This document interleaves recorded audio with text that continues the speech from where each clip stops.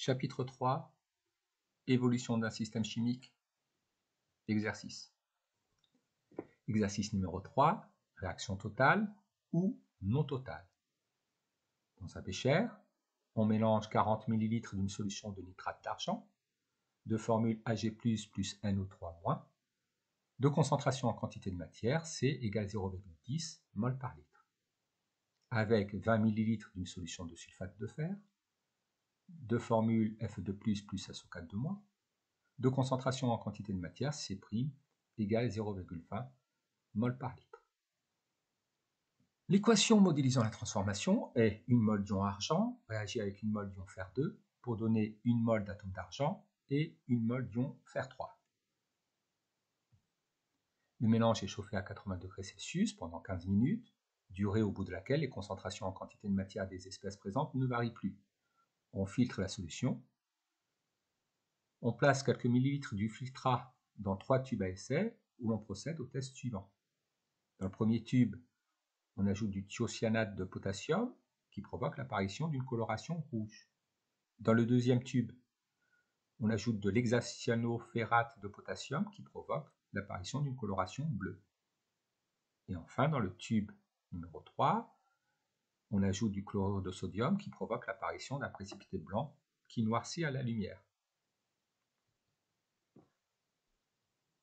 Le thiocyanate de potassium permet de mettre en évidence les ions fer 3 par l'apparition d'une couleur rouge. L'hexacyanoferrate de potassium permet de mettre en évidence les ions fer 2 par l'apparition d'une couleur bleue. Et enfin, le chlorure de sodium permet de mettre en évidence les ions argent par l'apparition d'un précipité blanc noircissant à la lumière. Montrer que les réactifs sont introduits en proportion stoichiométrique. Alors, on va tout d'abord calculer la quantité initiale de chaque réactif. La quantité initiale d'ion argent se calcule en multipliant la concentration de la solution par le volume de la solution. Le volume est à exprimer en litres. Nous obtenons 4 fois 10 puissance moins 3 mol. La quantité d'ion fer 2 se calcule de la même manière. On obtient 4 fois 10 puissance moins 3 mol. L'équation de la réaction modélisant la transformation chimique étant 1 mol d'ion argent réagit avec 1 mol d'ion fer 2 pour donner 1 mol d'atome d'argent et 1 mol d'ion fer 3. Nous allons comparer les rapports de la quantité initiale d'ion argent divisé par le nombre stoichiométrique correspondant à l'ion argent, c'est-à-dire 1, et le rapport de la quantité d'ion fer 2 initiale divisé par le nombre stoichiométrique correspondant aux ions fer 2, c'est-à-dire 1. Nous obtenons pour les deux rapports 4 fois 10 puissance moins 3 mol, donc les réactifs ont été introduits dans les proportions stoichiométriques.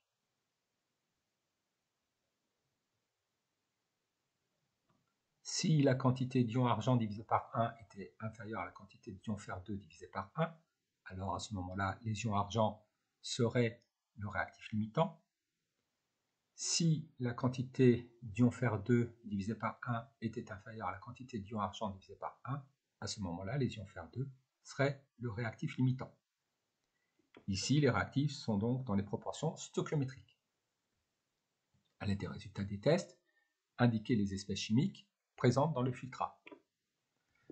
Dans le premier tube, comme on a ajouté du thiocyanate de potassium, la solution étant devenue rouge, on a mis en évidence la présence d'ion fer 3, Fe3+.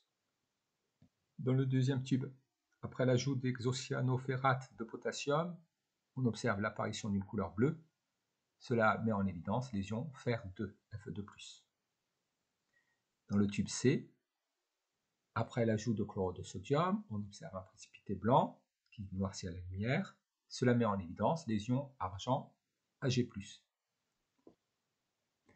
Pourquoi chauffe-t-on le mélange réactionnel? Chauffer le mélange réactionnel permet d'accélérer la transformation chimique. Il permet de la rendre plus rapide. la transformation étudiée est-elle totale ou non?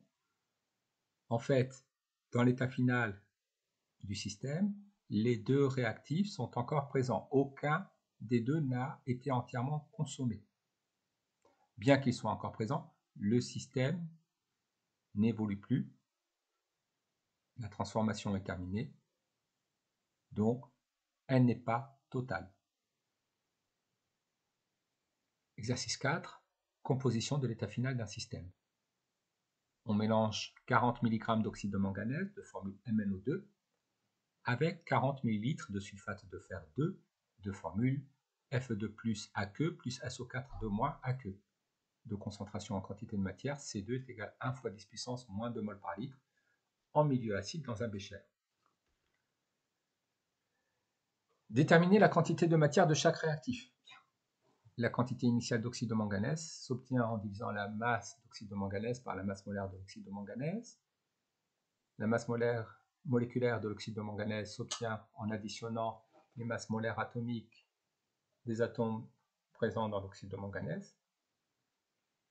La quantité initiale d'oxyde de manganèse vaut 4,6 fois 10 puissance moins 4 mol. La quantité initiale d'ion fer 2 s'obtient en multipliant la concentration en quantité de matière C2 par le volume de la solution V2. Le volume de la solution V2 est à exprimer en litres. 40 ml, c'est 40 fois 10 puissance moins 3 litres. On obtient 4 fois 10 puissance moins 4 mol. Déterminer les demi-équations électroniques d'oxydoréduction et l'équation modélisant la transformation. L'équation de la réaction modélisant la transformation de l'oxyde de manganèse est celle-ci. Celle modélisant la transformation des ions fer 2 est celle-ci. Il y a 2 électrons échangés dans la première demi-équation et un électron échangé dans la deuxième demi-équation. Pour avoir le même nombre d'électrons échangés, nous allons multiplier la première équation par 1 et la seconde par 2. Puis nous additionnons membre à membre les deux demi-équations et nous obtenons que 1 mol d'oxyde de manganèse réagit avec 4 mol d'ion hydrogène, 2 mol d'ion fer 2 pour donner 2 mol d'ion fer 3, 1 mol d'ion manganèse et 2 mol de molécules d'eau. Réaliser un tableau d'avancement pour déterminer l'avancement final. On précisera le réactif limitant.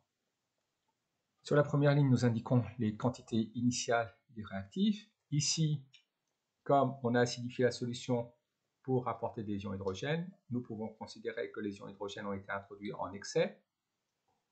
Comme les solutions sont aqueuses, l'eau est le solvant, donc nous n'allons pas tenir compte de sa quantité. Pour un état intermédiaire, la quantité restante d'oxyde de manganèse, c'est la quantité initiale moins petit x. La quantité restante des ions fer 2, c'est la quantité initiale moins 2 fois x. La quantité d'ion fer 3 qui s'est formée est égale à 2x. La quantité d'ion manganèse formée est égale à petit x. Pour la dernière ligne, correspondant à l'état final, on remplace x par l'avancement final xf. Dans le cas où la transformation est totale, supposons que les ions fer 2 sont le réactif limitant. Alors, la quantité finale des ions fer 2 est nulle, nous obtenons un avancement final égal à 2 fois 10 puissance moins 3 mol. Calculons alors la quantité finale du dioxyde de manganèse. La quantité finale de dioxyde de manganèse est égale à la quantité initiale de dioxyde de manganèse moins l'avancement final, xf. Nous obtenons 2,6 fois 10 puissance moins 3 mol. Cette quantité de matière est positive. Cela nous confirme donc l'hypothèse de départ que les ions fer 2 sont le réactif limitant. En déduire la composition de l'état final du système, remplaçons dans la dernière ligne du tableau xf par sa valeur.